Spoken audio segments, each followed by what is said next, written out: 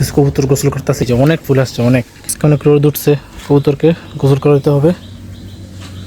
পানি দিলাম, আর এক বোতল পানি নিয়ে আসলাম। পানি কবুতরগুলো গোসল করুক। আপনাদেরকে ড্রাগন ফলের গাছটা দেখে, ড্রাগন ফলের গাছটা অনেক ফুল আসছে। এই যে দেখেন, এই যে 1টা 2টা 3টা 4টা, এই যে অনেক ফুল আসছে, অনেক।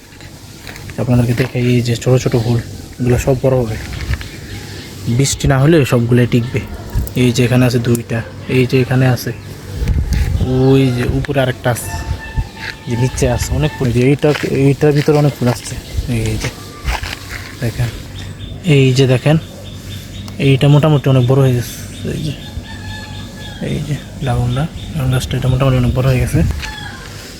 দেখতেই তো পারলেন, অনেকগুলো ফুল আসছে গাছে। আজকে আসলে গরম অবস্থা খারাপ।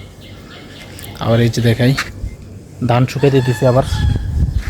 এই যে আজকে রোদ, তারপরে আবার ধান শুকাইতে দিছি, অনেক কষ্ট হইতেছে আজকে। এই যে কবুতরগুলা, এই জায়গায় কিছু কবুতর গোসল করতেছে, কিছু কবুতর রোদ নিতেছে গায়ে। এই যে কিছু কবুতর গোসল করতেছে, কিছু কবুতর এই যে গায়ে রোদ নিতেছে, গায়ে রোদ নিয়ে আসে তারপরে গোসল করে অনেক কবুতর। তো আজকের ভিডিওটা এই পর্যন্তই, পরবর্তী ভিডিওতে দেখা হবে।